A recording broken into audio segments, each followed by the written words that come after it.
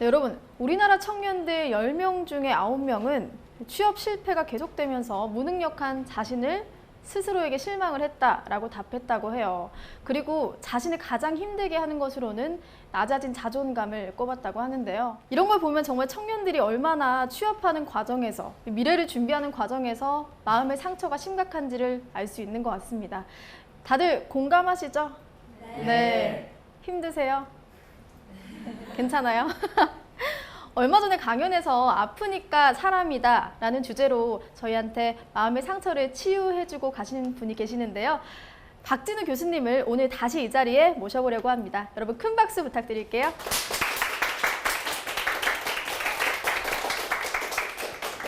네, 교수님 또 이렇게 저희 청산뉴스를 찾아주셨어요. 어떠세요? 감사합니다. 네, 귀한 저희가- 자리 계속 초청해 주셔서 얼마나 감사한지 모르겠어요.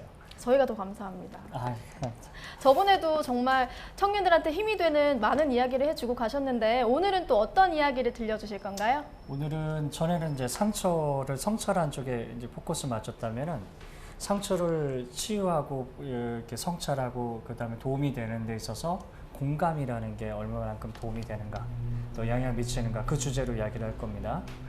네, 오늘도 박진우 교수님의 강연을 열심히 들어보도록 하겠습니다. 네, 생각이 흐릅니다. 청산뉴스 박진우 교수님의 강연을 박수로 청해 보겠습니다.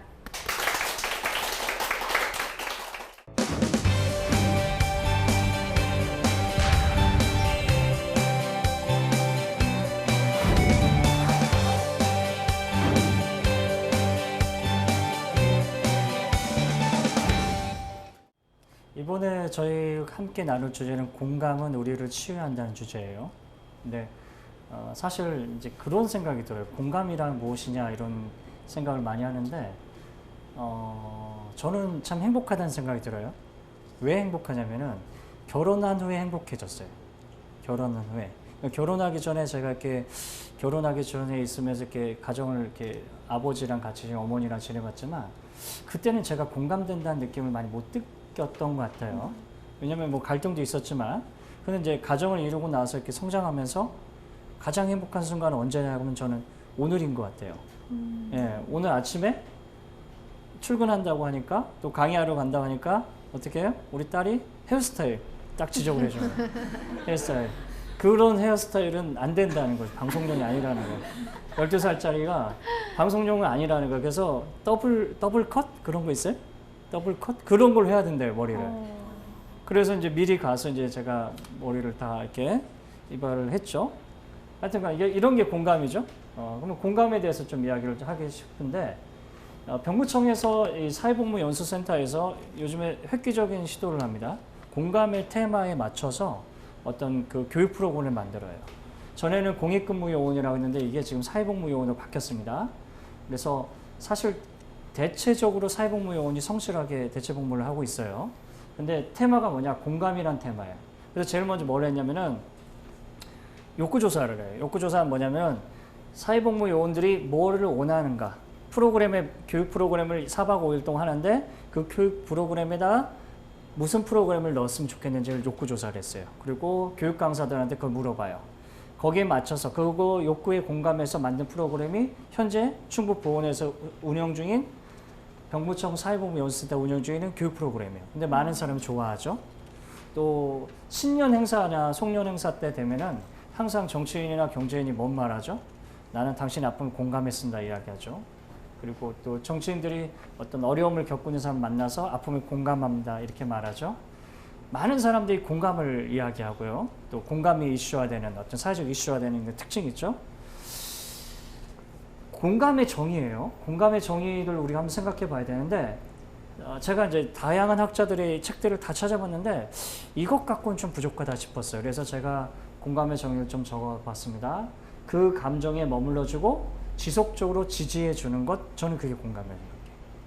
이게 있으면요, 어떻게 되냐면요, 행복해져요. 예, 아이가 12살 딸이 제 헤어스타일을 하고 이야기했죠. 근데 그 이유는 뭐예요? 공감하니까. 그 감정에 머물러주고 지속적으로 지지해주고 싶으니까. 아버지 헤어스타일은 저게 아니라는 거죠. 그죠? 또 그 지적을 어떻게 받아들여요? 제가 공격으로 받아들이지 않고 수용으로 받아들이는 거. 이게 바로 공감받는 거죠. 가족 회의를 저희는 같이 좀 자주 하는 편인데 가족 회의를 언제 하냐면은 여행 갈 때만 해요. 여행 갈 때. 가족 여행 갈 때 꼭 가족 회의를 하는데 우리 12살짜리 딸하고 8살짜리 아들이 욕구가 다양하죠. 무슨 얘기를 하냐면 그 얘기를요. 이번에 가족 회의를 갈 건데 여행을 갈 건데 어떻게 했으면 좋겠니? 이렇게 물어보니까 12살 딸이 뭐라고 해요? 아빠, 나는 첫날 놀이공원에 가서 놀이공원에서 아빠가 맛있는 거 사주고 그 다음에 저녁을 먹고 놀이공원 근처에서 잠을 잔 후에 그 다음날 아침에 다시 놀이공원으로 가서 그 다음날 놀이공원에 가서 하루 종일 놀고 그 전에 그 숙소에서 자고 또 놀이공원 가자는 거예요. 2박 3일 일정을. 예, 우리 아이의 욕구예요, 욕구. 그랬더니 우리 아들이 옆에다 나도 좀 말 좀 하자. 아빠, 나는 놀이공원 가는 건 좋은데 매일 솜사탕 하나씩 먹고 싶다는 거예요. 그렇죠? 그래서 내가 대화를 하면서 무슨 이야기냐. 그렇게 하기 힘드니까 하루는 놀이공원 가자. 그 다음 날은 우리 온천 가서 즐기자. 이렇게 이야기한 적이 있어요. 그때 아이들 표정이 여러분 못 봤겠지만 굉장히 행복해합니다. 굉장히 행복해요. 무슨 말이냐? 내 의견이 수용되고 내 아버지는 나의 말을 들어준다 이거예요. 여기서부터가 치유가 역사라는 거예요. 치유가 변화가 되는 거고 이게 여기서부터 치유가 시작하는 거죠. 또 우리 아들은요. 요즘에 항상 그 학교를 이제 등교하기 전에 저의 문을 두드려요. 제가 방에서 이제 논문도 쓰고 책도 쓰고 어떨 때는 피곤해 자고 있을 때인데 항상 눈을 두드려요. 그래서 아빠 나 학교 간다고 딱 그래요. 그러면 제가 이렇게 따라가서 엄마나 아빠 따라가서 이제 문 앞에까지 가죠. 그러면은 엘리베이터 탈 때까지 계속 저를 보면서 빠이 빠이 이래요. 예. 그러고 나서 이제 타고 가죠. 그러면 저랑 아내랑 뛰어요. 왜? 베란다로 가야 돼. 베란다 가서 창문으로 딱 보고 아이가 가는 모습 보는 거죠. 그러면 그 아이가 어떻게 해요? 계속 가면서 어떻게 우리를 쳐다보는 거예요. 빠이 빠이 아빠 사랑해 이러는 거죠. 근데 그 순간이 제일 행복해요.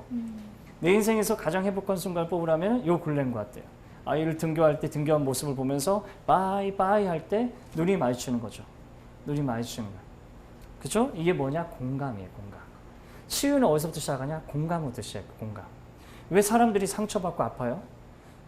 병원에 있는 환자들을 보면요. 대부분 특징이 있는데 무슨 특징을 갖고 있어요? 외로워하고요. 공감받지 못한. 그 공감받지 못한 경험이 상처가 되죠. 요즘에 많은 사람들이 이 정신적인 문제를 갖고 힘들어하죠. 뭐 우울증이라든지 뭐 망상이라든지 이런 경우도 있어요. 내가 전에 상담했던 케이스인데 다는 말하지 않고 살짝만 말씀드려요. 이분은 이제 제가 이 강의 전에 한번 물어봤어요. 좀 이렇게 오픈해도 되겠냐 했더니 오케이 해서 이야기하는 건데 시카를 하나 갖고 다녀요. 007 가방에. 그래서 왜 시카를 갖고 다닙니까? 했더니 그 이야기하네. 한 명 걸리기만 죽여버리겠다. 네, 그래서 내가 이제 같이 만나 상담을 했었어요. 그런데 가장 힘든 게 뭐냐면 공감받지 못한 경우. 아버지를 어렸을 때 일찍 상실했는데 그 상실감을 누군가가 공감해주지 않은 거예요. 바빴겠죠. 엄마나 그 가족이 너무 바빴겠죠. 그러니까 어떻게 해요? 아이를 돌보지 않았던 거예요. 그 장례 치르고 먹고 살아야 되는 게 정신없이 뛰어다니까 그 아이의 상처를 다루지 않았죠. 그 상처에 공감하지 않았죠. 그러니까 어떻게 망상. 정신증. 그래가지고 어떤 식으로 심각하냐면 길 가는 사람이 자기 욕을 한다는 거예요. 이런 케이스도 뭐죠? 공감받지 못하는 거예요.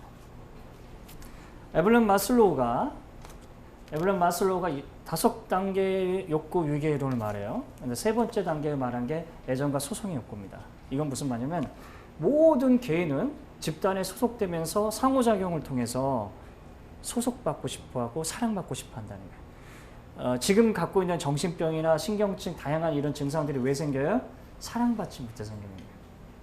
누군가 사랑받고 공감된다면 그 문제가 없어지는 건데 그런 경험을 못하는 거죠. 그러니까 어떻게 신경증이나 정신증이나 이런 문제가 생기는 거예요. 그리고 그게 끝나는 게 아니에요. 그런 사람이 부모가 되면은 아이를 어떻게 키워요? 학대하죠. 아이를 학대. 그럼 그 학대받은 아이는 어떻게 커요? 똑같은 부모가 되네. 똑같은 부모. 그럼 그 부모가 또다시 학대받는 아이를 양성하죠. 그럼 어떻게 계속해서 그 가족은 학대가 전승되는 거예요. 계승되는 거고요. 에블런 마슬로우가 이야기했던 건 그거예요. 모든 사람은 주변인에게 공감받고 싶어하고 사랑받고 싶어한다라는 거죠.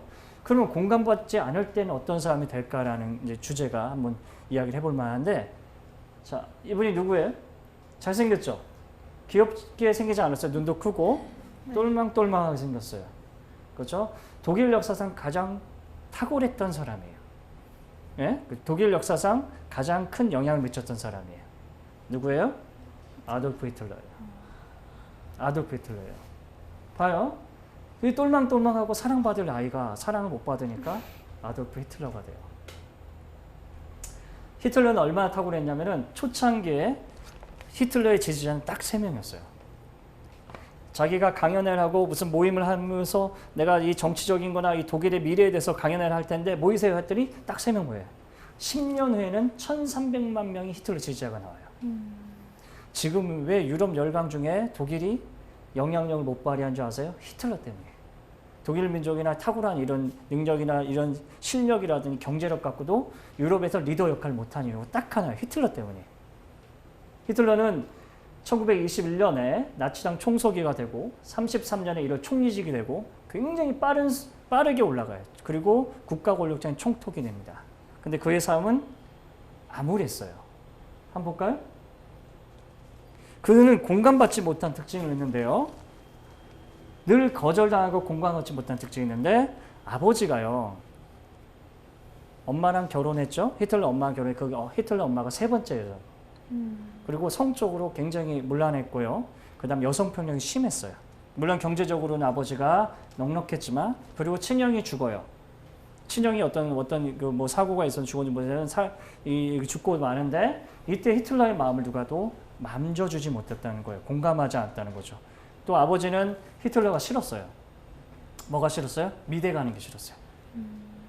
미대 가는 게 싫었어요. 옛날에는 지금같이 미대가 이렇게 가기 힘들고 어려운 게 아니라 미대가 조금 쉬웠던 것 같아요. 근데 뭐 여성 같은 일을 하냐 이렇게 봤던 것 같아요. 히틀러 아버지는.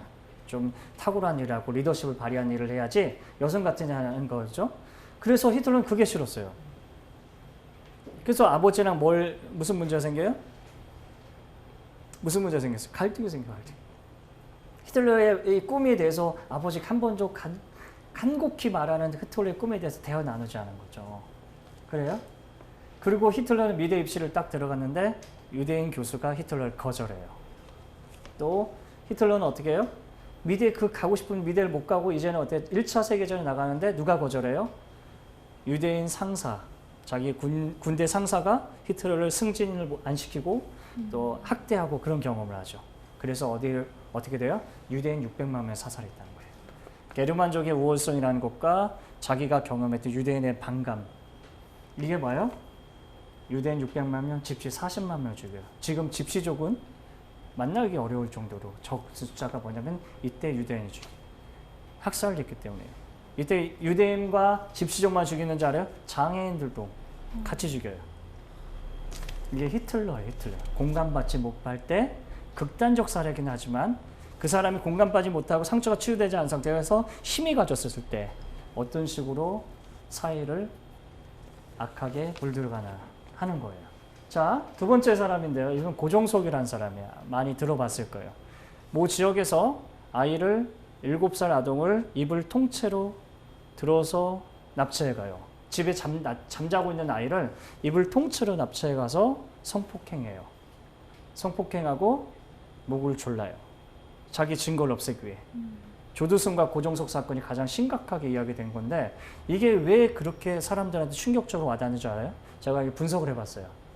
집은 안전하다는 도식이 여기서 처음 깨져요. 대부분 범죄들은 어디서 벌어져요? 집에서 벌어지지 않아. 성폭행이나 이런 게 집에서 벌어지지 않아. 물론 가족끼리 이렇게 해치는 건 있을지 모르겠지만 타인이 와서 집에서 이렇게 해코지하는 건 드물어요. 근데 처음으로 도식이 깨져요. 집이 안전하다는 도식이 깨져요. 그 당시에 이 모 지역에서 이 사건이 벌어졌는데 40%의 경제적으로 사람들이 활동을 안 해서 40% 경제적으로 어려움을 침체를 경험해요. 이 바로 고종석 사건이에요. 그 고종석은 어떤 삶을 살았냐? 6살 때 친모를 상실해요. 엄마를 잃고 7살 때 아버지가 재혼을 하죠. 그런데 의붓 누나와 새어머니의 학대를 경험하고요. 또 경제적 지원을 상실해요. 이 당시 고종석 친구들의 인터뷰 내용을 보면요. 단돈 500원이 없어서 그걸 구걸하러 다녔다는 거예요. 또 너무 힘들어서 고종석이 너무 살기 힘들어서 이 친구가 어떻게 탈출을 시도해요. 그래서 공장이가 혼자 일하는데 그거를 엄마 아빠가 어떻게 알고 와서 그 급료를 다 착취해 가요. 유일하게 고종석을 공감해 줬던 공간이 딱 하나 있었는데 그게 게임이에요. 게임. 어떤 게임을 했는지 제가 몰라요. 모르는데 이 고종석이 아마 난폭하고 공격적인 게임을 하지 않았을까 해요. 대부분 이런 게임에 빠진 사람들이 뭐예요? 공격적이고 난폭하고 성적인 게임을 좋아해요. 그렇죠? 아마 고종석이 그런 문제가 있었던 것 같아요. 근데 이 당시에 이런 어려움을 겪었을 때 누군가 한 사람이라도 고종석 옆에 있으면서 대화하고 공감해주고 했다면 어떻게 했을까요? 많이 나아졌을 거야. 범죄자는 안 졌을 거야. 고종석 사건 일지를 제가 이번에 언론에 공개된 내용들을 분석해 봤는데 이 친구 같은 경우는 조심스럽게 제가 진단을 내자면 후천적 사이코패스지 않을까 해요. 사이코패스 뭐예요? 감정이 없는 사람. 왜냐면 이 사건 신문 일지를 내가 봤어요. 봤는데 뭐라고 나왔냐면 형사가 물어봐요. 야, 아동을 성폭행한 것도 나쁜 짓인데 어떻게 목 졸라서 죽이려고 해? 그래요. 고종석이 뭐라 하는 줄 알아요? 죄송합니다. 이렇게 안 말해요. 미안합니다. 제가 이렇게 안 말해요. 뭐라고 말해요? 고종석이? 아이가 빵긋빵긋 웃었어요. 내가 목을 졸랐는데 아이가 빵긋빵긋 웃으면서 좋아했어요. 그래서 목을 졸랐죠? 이게 인터뷰 내용이에요. 후천적 사이코패스. 뭐야? 공감받지 못할 때 극단적 사례들이지만 이런 사례들이 지금 많이 드러나고 있다는 거예요. 버지니아 공대에서 2007년도에 100발의 총소리 올려요. 100발의 총소리. 그냥 가서 난사한 거예요.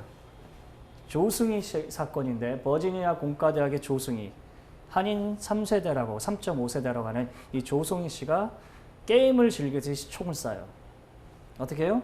발을 맞힌 다음에 넘어져서 쓰러져서 신음하는 사람한테 확인 사살해요.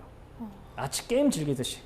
그리고 자기가 이 버지니아 공대에 총기 난사하기 전에 그 사진을 찍어요. 이렇게 영화 배우처럼 사람 죽이는 사진. 사람을 내가 헤엄칠 건데 이렇게 쏠 거야. 이렇게 하는 사진을. 이 버지니아 공대 사건이에요. 32명의 학생과 선생님들이 죽어요. 버지니아 공대 조승희 사건이에요. 총기 난사 사건이죠. 그런데 버지니아 공대에서 이 32명의 희생자를 기리는 기념비를 세워요. 기념비를 세우는데 거기에 한나의 기념비가 더 세워집니다. 그게 누구예요? 조승희의 기념비예요. 살인자인 조승희를 33번째 희생자로 버지니아 공대 사람들은 이해했어요. 그 비석에는 이렇게 써 있었죠. 오랫동안 혼자서 많이 힘들었을 텐데 우리가 몰라주어서 정말 미안하다. 내가 그렇게 외로울 때 알아주지 않아서 정말 미안하다. 너를 도와주지 못했던 우리를 용서해 줄래? 여러분. 조승희 씨의 이 비석, 기념비에 세워진 그 글이에요. 기념비 글이에요. 공감받지 못할 때 이런 극악무도한 짓을 하는데 버지니아 공대 그 학생 교수님이나 학생들은 뭘 해요? 마지막은 조승희를 공감하게 되죠. 거기는 승희조라고 적혀 있어요. 이게 왜 그래요? 미국식 발음이에요. 조승희라고 안 말해요. 조승희 한국 발음이죠. 승희조를 기념하는 비리예요. 승희조는 죽어서 공감받기 시작하죠. 안타까운 일이. 만약에 누군가가 한 명 옆에 있었다면 누나가 명문대, 조승희 씨의 누나가 명문대였고 모든 사람이 누나한테 집중했다는 거예요. 한 명만, 친구 한 명만 있어도 조승희 사건은 안 터지는 거예요. 승희조 사건은 터지지 않는 거죠. 죽어서 공감받은 사례죠.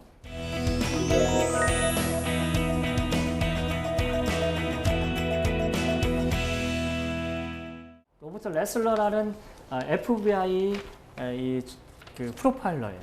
이 사람 주로 하는 일이 그 일이에요. 살인자들을 데려다가 이 사람이 왜 이렇게 문제를 일으킬까? 이렇게 FBI 요원이었고요. 이 사람이 살인자들이 미국에서 가장 많은 살인을 저질렀던 살인자들이 특징을 분석을 해요. 3가지 일치점을 잡아내요. 이게 이분이 쓴 책이 살인자들과의 인터뷰한 책인데요. 3가지 특징을 봐요. 첫째는 약물 중독이에요. 술, 담배, 마약 찌들어 있다 이거죠. 여기에 하나 더 들어가면 게임 중독 들어가요. 그렇죠? 두 번째는 신체적, 정서적 학대를 경험해요. 신체적 학대는 뭐야? 때리는 거. 그렇죠? 원영희 사건이 그거죠. 원영희 사인 부모가 계속해서 아이를 학대했죠. 그래서 화장실에서 아이가 죽어간 사건. 이런 거를 어렸을 때 경험하더라고요. 정서적 학대는 뭐예요? 욕하고 괴롭히고 밥을 안 주고 그다음 계속해서 공격하고 그 얼마 전에 제가 목욕탕을 갔는데 이 아버지가 정서적 학대를 하는 거 봤어요. 아버지가 아닌 것 같아 진짜. 내가 봤을 때 똑같이 생겼는데 아버지가 아닌 것 같아. 아이가 이렇게 목욕탕 가서 이렇게 버튼식이 아니라 이렇게 키를 누르면 열리는 건가 봐요. 근데 그걸 이게 딱 접촉을 해야 되는데 잘 안 된 거죠. 그러니까 이게 눌렀는데 삐삐 하고 안 되니까 대부분 아빠는 어떻게 해요? 우리 아들 시도하는 거구나. 그 열라고 노력하는데 잘 안 되지? 하고 안아주는 게 아빠죠. 너 바보냐? 친아빠가. 너 바보냐? 니네 엄마 닮아서 멍청하네? 이래. 그리고 막 뭐라고 해. 이것도 못해? 이 칠치지 못한 놈? 이 바보 같은 놈? 이러면서 그러는 거예요. 그 아이가 어쩔 줄 몰라 하는 거예요. 이게 정서적 학대예요. 내가 봤을 때 그 아이는 두 가지, 공격성을 발휘하거나 아니면 어떻게 돼? 위축돼서 살아가거나. 세 번째는 뭐예요? 어머니와 관계에서 공감을 형성하지 못한 특징이 있어요. 어머니와 관계에서. 어머니한테 공감받지 못해. 이 살인자들의 인터뷰라는 로버트 레슬러 책 보면은 이 살인자들이 가장 싫어하는 역이 엄마 역이래요. 아빠 역은 우리 아빠 니네 아빠 알코올 중독자? 맞아. 우리 아빠 알코올 중독자 맞아. 니네 아빠 뭐 강도야? 맞아. 우리 아빠 강도인 거 어떻게 알았어? 이런다는 거야. 예? 거기 이제 수용자들이. 그런데 어머니 욕하면 막 싸운대요. 막. 다른 건 다 괜찮은데 우리 엄마 건들지 말라. 그 애들끼리도 뭐예요? 이 어머니에 대해서는 굉장히 극심히 아끼는 거예요. 그런데 그 치명적인 살인자들은 대부분 어머니와 뭘 경험 못해? 공감을 경험 못한다는 특징이에요. 이 세 가지가 살인자들의 특징이야. 재미있는 연구 결과죠. 그럼 적절하지 않는 공감에 대해서 한번 들어볼게요. 심청전에 심청이 나오는데 심청이가 인당수의 몸을 던지죠. 효녀 맞아요? 효녀라고 생각해요? 한번 여쭤볼게요. 효녀예요? 심청이가 효녀예요? 아니 아빠 살리려고 했으니까 효녀잖아. 효녀 아니에요? 헷갈리기 시작, 그렇죠? 효녀 맞잖아. 지금까지 그렇게 배웠잖아. 효녀 심청이잖아. 효녀라고 우리는 배우잖아요. 그러면 여러분은 어떻게 해야 돼요? 아버지가 좀 부처가 있으면 인당수에 다 몸을 바치셔야 돼요. 뛰어내리셔야 돼요. 그렇죠? 아니라는 거죠. 내가 왜 이 이야기를 하냐면요. 신봉사가 왜 눈을 뜨고 싶을까요? 딸을 보고 그래요. 근데 딸이 죽었어. 눈 뜨고 싶었는데 딸이 죽었다는 거예요. 눈 뜨는 이유가 딱 하나예요. 신봉사가 눈 뜨고 싶은 이유는 뭐예요? 공양리 300성을 내서 눈을 뜨고 싶은 이유는 딱 하나예요. 딸 보고 싶어서요. 딸. 눈을 딱 뜨면은 딸 안아주고 딸과 정원을 거닐고 데이트하는 거 그거예요. 신봉사 원하는 게. 근데 심청이는 잘못 공감한 거예요. 잘못 공감한 거. 아빠 눈 뜨게 하겠다. 그래서 인당수에 몸을 바쳐서 죽어요. 만약에 죽었다고 쳐요. 그래 죽었어. 그러면 어떻게 돼? 신봉사가 눈을 떴어. 신봉사 눈을 뜨면은 딸이 안 보여. 그러면 신봉사 어떻게 할까요? 평생 동안 괴로워하고 내가 눈을 떴는데 내 딸이 나 때문에 죽었어. 평생 동안 아파하는 거예요. 적절하지 않는 공감이죠. 심청전에 심청이는 적절한 공감 못한 거예요. 두 번째, 이거는 제가 우리 어머님이 어렸을 때 제가 18살, 9살 때 들었던 이제 동화 이야기인데 하늘을 감동시킨 효자 이야기예요. 그런데 한번 들어봐요. 정말 공감을 잘 했나? 네? 한번 들어보세요. 비슷한 사례예요. 비슷한 사례인데 그때 제가 어렸을 때 8살에 참 많이 먹을 때예요. 먹을 때인데 이거 보면서 굉장히 무서움을 느꼈던 동화예요. 무슨 내용이냐면 이런 내용이에요. 어느 날 엄마 아빠가 이제 아들하고 할아버지 할머니를 모시고 밥을 먹어요. 아침밥. 근데 집이 경제적 어려운 거예요. 그러니까 좋은 음식을 엄마 아빠한테 드리면은 많이 못 드리죠. 많이 못 드려 조금씩 드리면은 그걸 누가 싹 빼먹어? 손자 손녀가 계속 먹으니까 할머니 할아버지가 그걸 말려요? 안 말리죠. 그러니까 옆에 기다리고 있는 거죠. 기다리고 있는데 그리고 이제 식사 못 하시는 거야. 그러니까 이 부모가 무슨 생각이 들면 효자잖아요. 효자. 야, 안 되겠다. 남편과 아내가 대화를 해요. 우리 아들 묻어버리자. 묻어서 없애야지. 이 엄마 아빠 우리 할머니 할아버지 먹고 살기 힘든데 아들 묻어버리자 그래요. 그래서 6살, 8살 된 아동을 불러요. 이렇게 꼬셔요. 야, 산에 놀러 갈래? 그걸 꼬셔. 그 애는 모르니까 따라가. 그럼 갑자기 땅을 파기 시작해. 아빠 뭐 하는 거야? 가만 기다려. 땅을 파. 딱 묻으려고 하는 순간 거기서 하늘을 감동시켜서 산삼이 나왔다는 거예요. 산삼. 그래서 그 산삼을 팔아서 행복하게 잘 살았다는 얘기예요. 이 적절한 공감이요? 그때 그 이야기를 우리 엄마가 나한테 했어요. 내가 많이 먹을 때. 내가 많이 먹을 때. 무서워. 똑같은 상황이야. 우리 외할아버지 할머니도 항상 먹을 거 있으면 나한테 주고. 아, 우리 아들 이쁘다. 많이 먹을 때. 내가 정말 많이 먹었거든요. 어떤 사람 원래 뭐 고기 반찬 그 드물잖아. 막 먹을 때. 할머니, 할아버지 조기 반찬 좀 내가 먹을 때야. 근데 우리 엄마가 하늘을 감동시킨 효자라고 얘기하는 거야. 무서워 죽는 줄 알았어요. 무슨 말인지 알겠어요? 적절한 공감이 아니에요. 만약에 손자, 손녀를 묻어버리고 죽여버린 다음에 이 엄마, 아빠, 할머니, 할아버지가 우리 애들 어디 갔냐? 우리 애들 어디 갔냐? 적절한 공감이 아니라는 거예요. 근데 이게 하늘을 감동시킨 효자 이야기라는 거예요. 전래동화. 이 두 가지가 적절하지 못한 공감이고요. 그럼 공감이 적절히 진행될 때 사례들이에요. 보스턴의 한 보호소에서 한 소녀가 있었는데 이 한 소녀는 앤이라는 소녀예요. 아빠는 알코올 중독자였고요. 엄마는 상실하게 엄마를 잃었어요. 그리고 보호소에 자기 친동생과 같이 오는데 친동생은 어떻게 돼요? 거기서 죽고 말아요. 그 다음부터는 이 앤이라는 친구는 사람들하고 말을 하지 않기 시작해요. 대화를 안 해요. 이야기를 안 해요. 항상 말을 하지 않고 침묵해요. 그리고 미쳐가고 괴성을 질러요.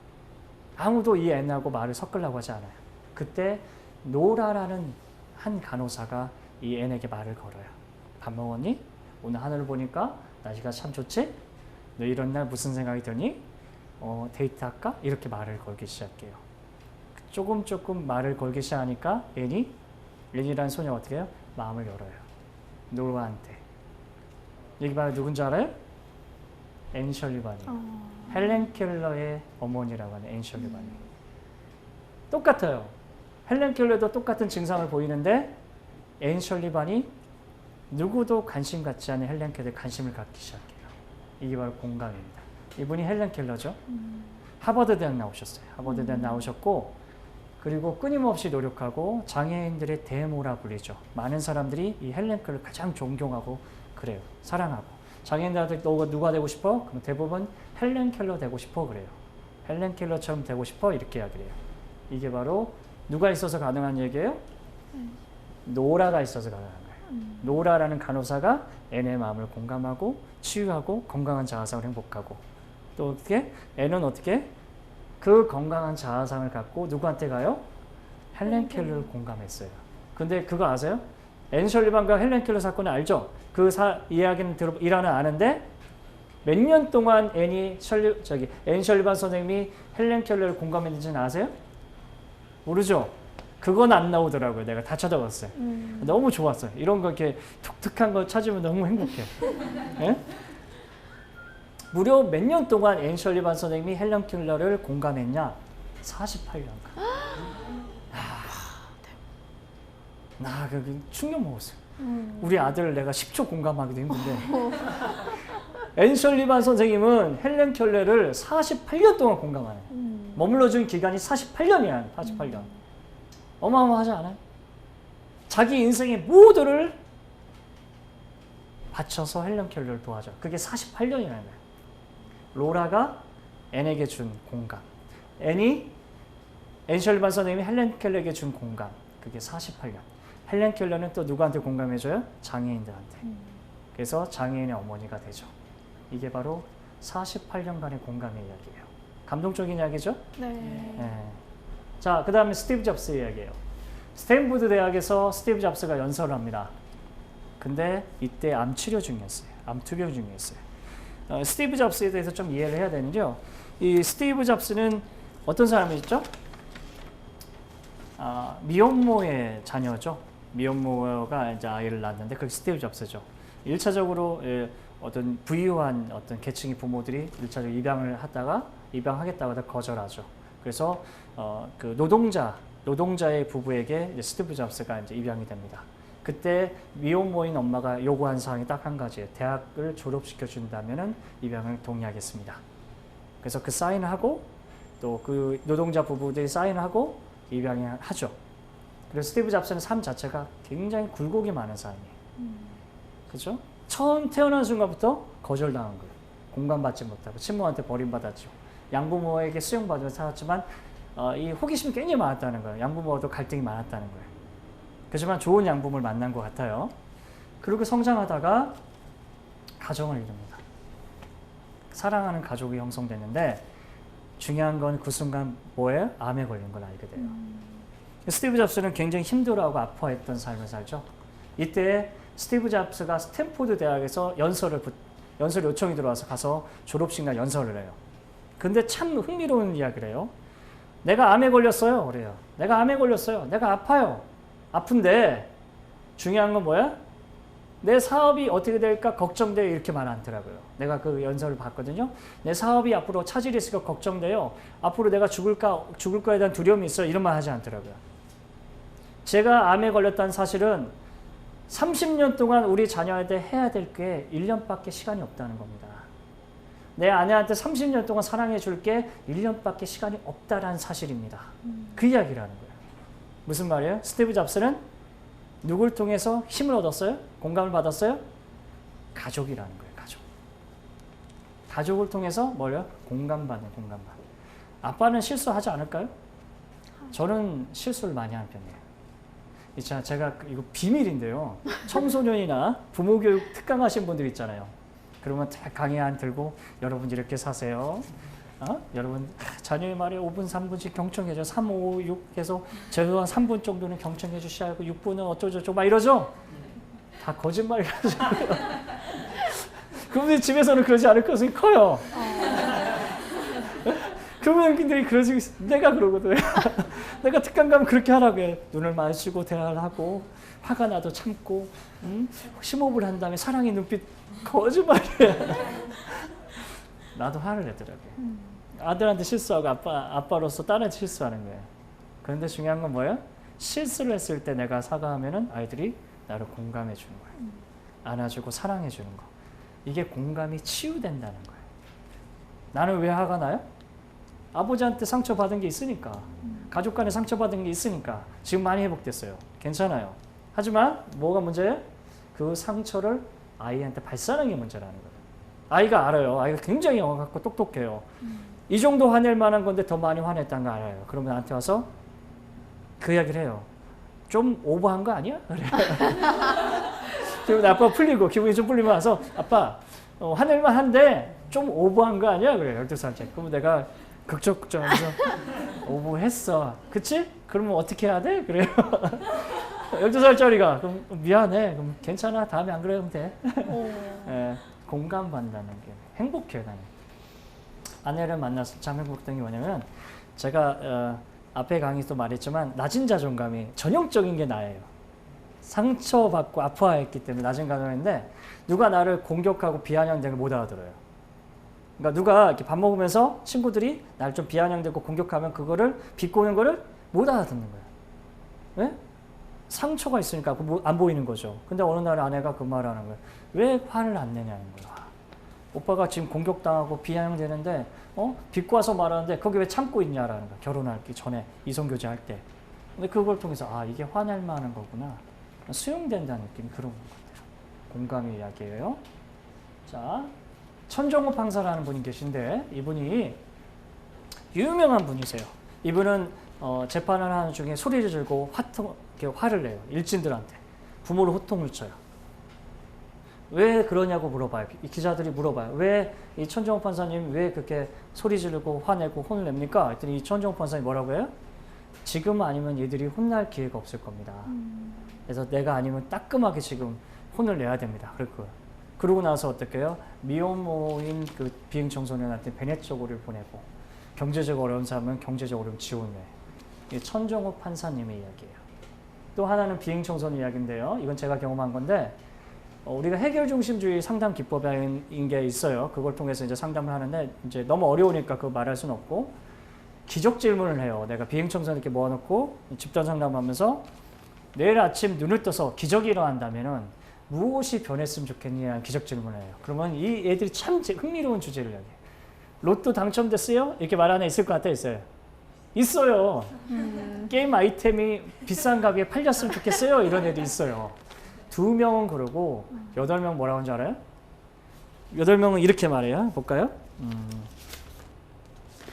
된장국, 아빠, 사랑스러운 엄마의 눈. 뭐예요? 아침에 눈을 떴을 때 된장국이 뽀글뽀글 올라오는 거. 그리고 아빠가 신문을 보다가 아빠 나 일어났어. 그러면 우리 아들 일어났어. 안아주는 거. 그리고 엄마가 사랑스러운 눈으로 이렇게 지켜보면서 밥 먹자 이 말 한마디. 이게 기적이란 비행청소년한테. 눈물이 막 같이 나려는 거야. 마음이 너무 아픈 거야. 그게 기적이라는 거야 비행청소년들은. 아침에 어떻게 해요? 매일 다투고 소리 지르고 다투고 이런 일이 벌어지는데 비행청소년 그게 기적이라는 거야. 그게 기적적인 게 그거예요. 우리 일상생활에서 뭐가 기적이에요? 우리가 평상시에 누리는 거 그들이 그게 기적이라는 거예요. 그게. 내가 마음이 아팠어요. 기적이 일어나서 벌어지는 일이 돈을 말하는 게 아니라 평범한 엄마 밑에 평범하게 사는 게 기적이라는 거예요. 이게 비행청소년 이야기예요. 마음 아프죠? 그래서 하나 꼭 이야기하고 싶은 거는 비행청소년을 그 죄만 보고 범죄 저지르는 것만 보고 이야기하시면 안 돼요. 그 비하인드가 있어요. 다 구구절절한. 물론 비하인드가 있다고 해서 범죄로 가는 건 나쁜 행동이지만 한 번쯤 생각해 봐야 될 거라는 거죠. 자, 이번에는 공감하는 방법을 이야기할게요. 간단해요. 때때로 나에게 시간을 줘라 이거예요. 시간을 주고 화해하는 거. 또 내 아픔과 그때의 감정을 성찰하고 머물러 주는 거. 그렇죠? 내가 아픔 뭐지? 그 다음에 상처가 뭐지? 들여다보고 울고 싶으면 울어주는 거. 그 다음에 뭐야? 화가 나면 화를 내는 거. 이게 바로 머물러 주는 거. 또 마지막에 뭐예요? 최선을 다해 공감하라는 거예요. 잘하고 있어. 열심히 살았어. 아프면 아프다는 이야기를 듣고 아프다는 말을 하고 속상하면 속상하다는 이야기를 하고 슬프면 슬프다는 이야기를 하고 이게 바로 뭐야? 공감받는 거예요. 내가 공감받는 거. 자, 이번에는 역사상 2명의 왕을 제가 분석을 했어요. 이건 제가 이제 이번 강의하면서 이거 아이디어 괜찮다 떠올라가지고 분석을 했는데 2명의 군주가 나와요. 역사상 2명의 군주인데 연산군과 정조예요. 그렇죠? 이 연산군과 정조는 공통점이 하나 있어요. 연산군은 누구한테 죽어요? 엄마가? 친아빠가? 성종인 친아빠가 친엄마를 사약을 줘요. 그래서 죽어요. 그 연산군 이야기고요. 정조는 누구예요? 사도대자인 아빠를 할아버지가 살해해요. 그렇죠? 뒤주에 말려 죽이죠. 이 두 사람의 특징이에요. 그러니까 두 사람이 어떤 걸 경험해요? 외상을 경험하죠. 외상. 심각한 외상을 경험한다는 거예요. 근데 이 외상을 경험하는 얘도 불구하고 한 사람은 폭군이 되고 한 명은 성군이 됐어요. 자, 여기 보면은 이제 이 2명 중에 한 명이에요. 비용사를 두고 병기를 만드는 병경 지방에서 주민을 이준시키고 또 건주 야인을 회유하고 녹두에 치면 왜구를 격퇴하고 또 국조보감, 사창, 상평창, 진제창 이거 뭐예요? 빈민에 대한 복지를 한 사람이. 이 누구예요? 정조 손 들어봐요. 정조예요? 정조 맞아요? 정조 아니? 정조 그거 같아요? 헷갈리기 시작하죠? 헷갈리기 시작해. 근데 훌륭한 일 했죠? 네. 그러면 딱 추리해봤을 때 정조 아니? 네, 정조. 정조 확실해요? 확실히 갔습니까? 그럴 것 같습니다. 아, 그래요? 연산군 얘기예요. 연산군 이거 잘 모르는데 연산군 얘기예요. 지기초의 연산군은 탁월한 군주였어요. 괜찮은 군주였어요. 이거 다 몰라요, 잘. 예, 다 모르는 못 맞춰 잘. 그 빈민복지를 돕고요. 그 다음에 왜구를 격퇴하고요. 책도 많이 편찬한 사람이 연산군 때예요. 가장 조선시대에 가장 태평성 때는 언제예요? 연산군 지기초라고 그래요. 그랬던 연산군이 어떻게 되죠? 성종의 태평성대가 이어져서 정말 행복했던 연산군이 어떻게 해요? 엄마의 죽음을 알게 되죠. 자, 우리가 그 알기 전에 성종을 좀 이해해야 돼요. 성종은 탁월한 군주였어요. 누구예요? 연산군의 아버지. 이 당시에는 이분이 얼마나 훌륭하셨냐면 가뭄이 들면은 금주령을 내리고 떼약볕에 논을 찾아다니면서 백성을 유리했던 군주예요. 아주 탁월한 거예요. 경국대전, 동국여지슬람, 악학개본 등 다양한 서를 편찬 가능했고요. 또 초기 문문제도는 성종 때 거의 완성이 돼요. 이렇게 훌륭한 왕의 아들이 누구예요? 연산군이에요. 근데 이 연산군이 뭘 경험해요? 외상을 경험하는데 누구예요? 엄마의 죽음을 알게 돼요. 원래 연산군은 정연왕후라는 분, 그러니까 패비윤 씨, 자기 어머니가 죽고 나서 이제 사형 받고 죽고 나서 후에 들어온 정현왕후의 손이 커요. 그래서 정현왕후가 엄마인 줄 알아요. 그런데 어느 순간 우리 엄마가 친모가 죽었다는 사실을 알겠죠. 그것도 누가 죽여? 친아빠가 친엄마를. 친아빠가 친엄마. 이거 가능한 얘기야? 그 다음부터 연산군이 어떻게 돼요? 공격하게 돼요. 폭군이 돼요. 또 성종이 잘못한 게 뭐냐면은 성종의 유언인데 이렇게 말하죠. 사후 100년간 패비 윤씨의 문제는 논의에 붙인다. 말하지 마라 이거야. 100년 동안 말하면 혼나 이거예요. 성종이. 그래서 어떻게 해요? 연산군을 몰랐던 거예요. 근데 그 충격적인 상황을 안 다음에 연산군은 어떻게 돼요? 폭군이 돼요. 폭군이. 외상을 다루지 않았죠. 그 아픔을 공감해주고 머물러주는 사람이 없었어요. 그러니까 폭군이 되죠. 자, 그 다음 정조 이야기인데요. 정조는 똑같은 연산군과 똑같은 상황이 벌어져요. 누구예요? 친할아버지가 친아빠를 어떻게 해요? 뒤주에 말려 죽여요. 뒤주에 넣어서. 그렇죠? 뒤주에 넣어서 말려 죽인다는 거죠. 이것을 경험했던 이 정조는 어떻게 돼야 돼요? 폭군이 돼야 되죠. 폭군이 되는 게 맞잖아요. 내 말 틀려요? 맞잖아요. 연산군 폭군 됐잖아. 그럼 어떻게 정조도 폭군이 돼야 되죠. 그런데 폭군이 안 돼요. 정조는 성군이 돼요. 성군이. 이게 왜 그런 줄 알아요? 영조예요. 영조. 자, 연산군과 정조가 둘이 있다면요. 가장 심각하게 외상을 경험한 사람 누군 줄 알아요? 정조예요. 외상이란 뭐야? 충격적 사건.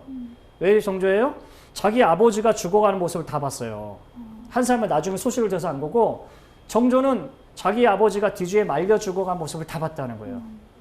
영조한테 가서 말을 하죠. 아빠 살려주세요. 제발 아빠 살려주세요. 할아버지. 안 돼. 종묘사직을 해서 죽여야 돼. 죽었어요.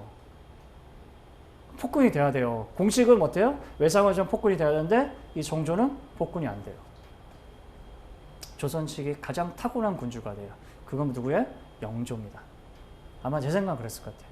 영조가 정조의 후견인 역할을 해주면서 끊임없이 자신의 아들을 죽인 것에 대해서 괴로워했던 것 같아요. 거기 왜 드러나요? 사도세자란 이야기예요.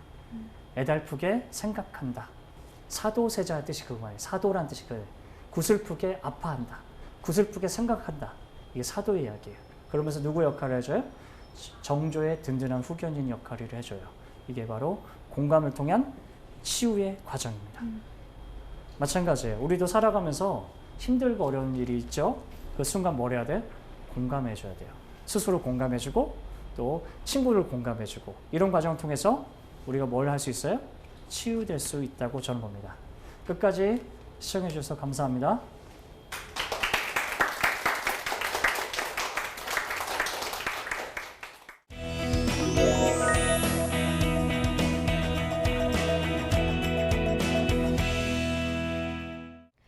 저는 강연을 듣는 내내 선생님이 진짜 따님이 너무 사랑스럽다라는 생각을 계속 했던 것 같아요. 그렇게 약간 행복한 가정 속에서 따님을 통해서 약간 공감이란 걸 어떻게 형성하는지를 이렇게 깨우치고 계시니까 너무 부럽잖아요. 저도 약간 결혼하고 싶고 막 이런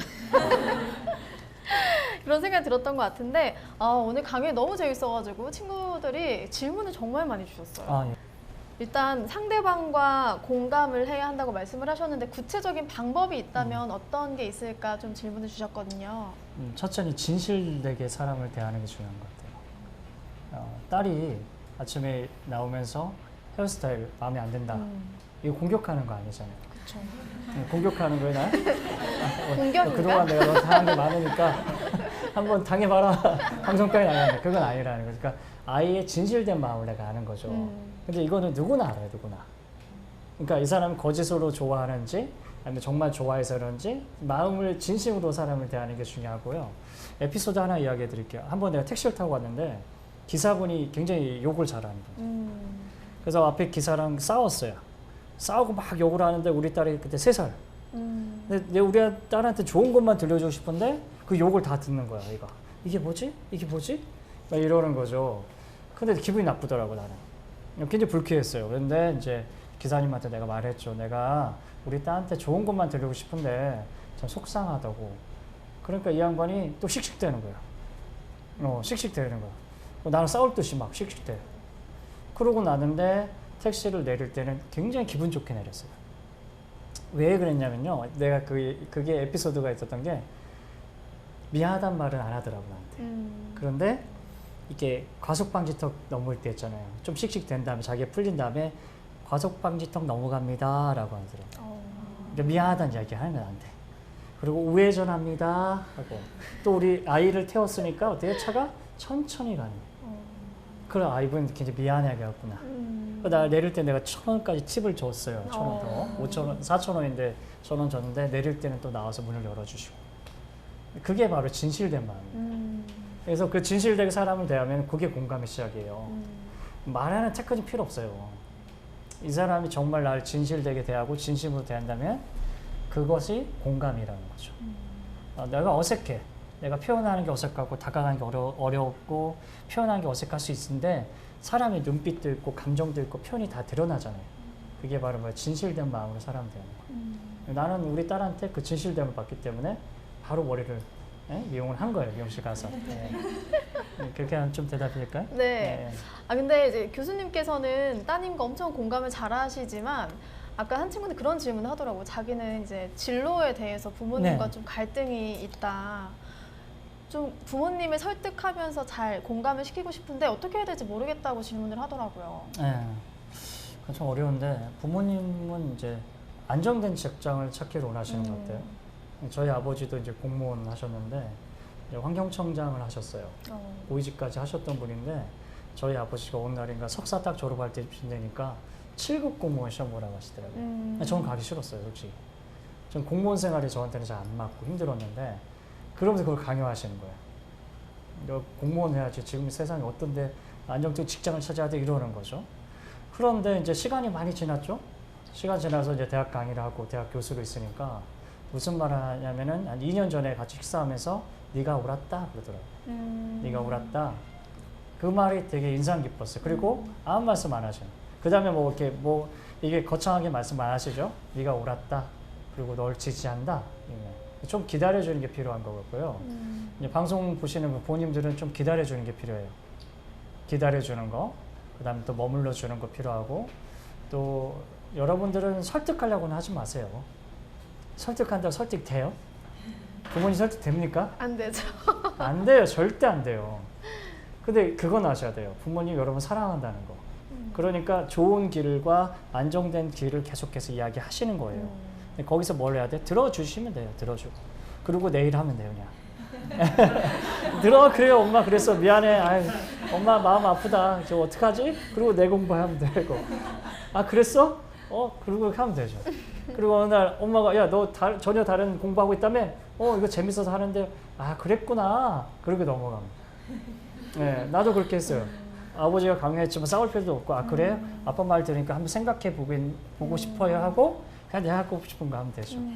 이런 게 낫지 않을까 생각이 들고 그리고 중요한 건 부모님이 여러분 정말 아끼해서 하는 말이에요. 여러분 잘못되라고 하는 말은 아니니까 저도 이제 그걸 이제 부모가 돼서 알았어요. 좀만 기다려 주셨으면 좋겠고요. 네. 들으려고 하는 태도 자체가 좀 중요한 거네요. 그렇죠. 그 공감이라는 게 뭐라고 했죠? 그 감정에 머물러 주는 거라고 했잖아요. 그거에 머물러 주고 지지하는 거라고 했으니까 엄마의 감정에 머물러 주는 거예요. 엄마 마음 알겠어. 속상할 만하고 화날 만하고 답답하게 느끼군요. 이렇게 잘 되는 거. 행복하게 사는 거. 그거 왜 원하는 거 없어요? 부모님이 뭘 원하겠어요? 직업을 왜 거기 갖기를 원해요? 안정적으로 살면서 행복하게 사는 거. 그런데 내가 즐거워하고 재밌는 일 하면 어떻게 해요? 안정적으로 살죠. 즐겁게 살죠. 그 모습 보면서 엄마가 흡족해 하는 거죠. 아빠도 아마 저를 보면 흡족해 하는 것 같아요. 네? 그렇게 대답이 좀 될 것 같은데. 네. 엄마 아빠 말하면 자꾸 화만 나잖아요. 왜 이러는 거야 도대체는. 좀 화를 진정시키고 엄마를 가만히 들어주고 이해하려는 태도가 좀 중요할 것 같아요. 근데 이거는 사실 제일 많이 나왔던 질문인데요.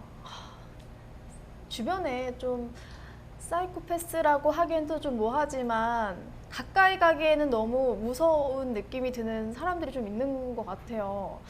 괜히 다가갔다가 좀 제가 오히려 안 좋은 일을 당할 것 같기도 하고 아까 조승희 씨도 얘기를 했었지만 정말 이해하기 힘든 범죄를 저지른 사람들도 있고 그런 사람들한테 좀 다가가서 공감을 해주고 싶은데 그럴 때는 어떻게 해야 될까요? 제가 말했던 사례들은 이제 후천적 사이코패스는 공감한다고 그 사람 나아지거나 변화되지는 않아요. 사이코패스는 치료법이 없어요. 그러니까 조승희 씨라는 이런 분들 같은 경우는 이제 아동식의 공감이 진행됐다면은 훨씬 건강해졌을 거라고 생각을 하는 거죠. 중요한 건 뭐냐면은 대인관계에서 그런 사람들이 있어요. 끊임없이 괴롭히고 또 사람을 이렇게 공격하면서 희열을 느끼는 사람도 있어요. 있어요.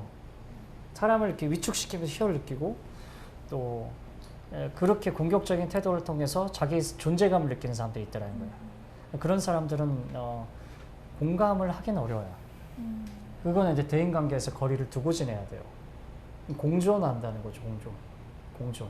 근데 그런 사람들이 좀 어떤 계기가 돼서 치유되고 변화하려고 하면은 그때는 다가가 줄 수가 있겠죠. 그렇죠? 그 전까지는 기다려주는 거. 그게 필요할 것 같고요. 그리고 저도 이제 그런 사례들을 종종 접하긴 한데 참 힘들어요. 근데 비행청소년들, 청소년 쪽이기 때문에 비행청소년을 많이 접하면은 비행청소년 빨리 변하는데 성인 남자 같은 경우는 힘들어요. 그런 거기 때문에 조금 지혜가 필요할 것 같아요. 만약 회사에서 그런 사람 만나면 저는 그렇게 하겠어요. 마음에 터놓고 이야기하지는 마시고 같이 업무적인 일을 하고 그 대신 그 사람이 어느 순간 어떤 계기가 돼서 마음을 열기 시작한다. 그때 조금 열어주고 또 업무적인 일을 하고 조금 열어주고 이렇게 지혜롭게 접근해야지 이게 탁 다가가서 내 마음을 털어놨다가 상처가 더 크게 입을 수 있죠. 지혜가 필요한 것 같습니다. 상담을 많이 하셔서 그런지 모르겠지만 굉장히 지혜롭게 판단하는 모습을 계속 보여주시는 것 같아요. 한 친구가 선생님의 이런 따뜻한 한마디를 듣고 싶다면서 자기의 사연의 얘기를 좀 해주셨는데요. 자기가 하고 싶은 일이 있었는데 그래서 열심히 도전을 해서 결국 이뤄냈대요. 근데 막상 해보니까 생각했던 거랑 많이 다른 거예요. 그래서 지금 그 일을 그만두고 현재는 약간 꿈도 없고 뭘 해야 될지도 모르겠고 지금 막막한 상황이라고 해요. 이 친구에게 한마디를 해주신다면 어떤 말씀을 해주실 수 있을까요? 그분 굉장히 무기력해질 것 같아요. 우울하고 왜냐면 뭔가 이뤘다 생각하는데 그게 이룬 것만큼 쾌가 없고 행복하지가 않았던 것 같아요. 어려운 질문이죠. 어려운 질문인데 제가 옛날에 연예인 하고 싶었어요. 그래서 모델 대회를 나가서 본선까지 올라갔어요. 그런 경험이 있어요. 95년도인가? 근데 이제 영장이 나와가지고 그래서 하여튼 그때 모델 대회가 몇 개 없었어요. 그래서 상까지 받고 있고 뭐 거기 가서 이제 한 3차까지 가가지고 다 심사를 하더라고요. 했는데 영장 나와가지고 그게 좌절된 적이 있었고 또 중간에는 또 우리 아버지가 공무원 시험 준비하니까 거절했지만 그것도 괜찮나 생각을 했던 적도 있었고 그렇게 하면서 이제 제 꿈을 찾아가기 시작했는데 그게 말하는 거예요. 말하는 거. 그런 과정들을 통해서 내게 맞는 일을 찾아가는 과정인 것 같아요. 그게 필요한 거죠. 필요한 거. 그 과정 중에 하나이기 때문에 계속해서 이제 접해보는 거죠. 정보도 접하고 사람을 만나고 그 직업군에 가서 한번 아르바이트하도 봉사도 해보고 그러면서 자신에 맞는 일을 찾아가는 것이 중요한 것 같고요. 어느 순간 느낌이 딱 와요. 감이라고 하죠. 전 말하는 거였어요. 저는 말하는 거. 말하는 거. 내가 말하는 거 좋아하는구나. 그 감이 딱 와서 제가 대학에서 이제 강의를 하는 겁니다. 그럼 그 감을 믿고 신뢰하면서 꽉 잡으세요. 그리고 나서 이제 거기서 이제 내가 뭘 할 수 있을지, 앞으로 어떻게 꿈을 실천할지 실력을 기르면은 언젠가는 이렇게 기회가 주어져요. 그럼 그걸 향해서 그냥 걸어가면 되는 거죠. 계속해서 꾸준히 뭐라도 하는 게 탐색해봐야죠. 중요하겠네요. 두 번째 청산유수 방문해 주셨는데요. 오늘도 어김없이 마지막 질문 드릴게요. 청산유수 공식 방명록 남겨주신다면 청년들에게 어떤 한마디 남겨주고 싶으신가요? 오늘 주로 대화했던 내용이 공감이죠. 근데 여러분이 어렸을 때나 저도 어렸을 때 마찬가지로 공감을 경험 못했어요. 그리고 공감이 빈약했을 거예요 아마. 어떤 사람? 지금 건강한 사람은 괜찮아요. 근데 예민하고 상처 잘 입고 또 주위 사람들의 마음이 아파하는 사람들, 나처럼 그런 사람들은 아마 이 공감을 많이 경험하지 못했던 것 같아요. 그러니까 제일 중요한 거는 제가 강의 때 말씀드린 것처럼 스스로에 대해서 공감해 주셔야 돼요. 잘했어. 열심히 했었고 노력하고 있고 이 정도면 수고했어. 제가 대학에서 첫 강의했을 때 얼마나 떨렸는지 몰라요. 그 강의평가가 많이 잘 나오진 않았어요. 한 80점 정도 나왔던 것 같아요. 이제 그 점수를 받고 이제 강의평가를 확인한 다음에 교수들도 긴장하는 게 강의평가거든요. 그걸 발표를 한 다음에 무슨 생각이 들어가면 이제 그만할까? 이 길이 아닌가 보다. 90점 이상은 나와야 되지 않을까? 이 길이 아닌가 보다. 이렇게 생각이 들었는데 그 순간 공감하기 시작했어요. 나 자신한테. 첫 강의에 이 정도면 열심히 했어. 최선을 다했고 노력하고 있어. 공감한. 거기서 시작한 거예요. 한 걸음씩. 그러면서 이제 대학 강의를 한 11년째 하게 된 거죠. 그리고 이제 겸교수로 있고 또 강의를 하면은 다행히 사람들이 좋아하고 전 꾸준히 이 길을 걸어갈 겁니다. 여러분들도 그렇게 자신에 대해 공감하고 또 인정해주면서 살았으면 하는 바람입니다. 네, 오늘 말씀 너무 감사드립니다. 언제나 곁에 두고 싶은 소중한 친구들 다 한 명씩 있으시죠? 뭐 연애 이야기, 취업 이야기, 또 가족 이야기, 어떤 고민을, 어떤 이야기를 털어놔도 다 들어줄 것 같은 그런 친구 정말 한 명씩 있으면 너무 좋은데요. 언제나 나와 공감해주는 사람이 있다는 것만으로도 우리는 그것에 굉장히 큰 힘을 얻습니다. 여러분 공감의 힘 다들 믿으시죠? 네. 멈춰있던 마음과 생각이 흐르는 시간 청산유수 오늘은 여기서 마치도록 하겠습니다. 고맙습니다.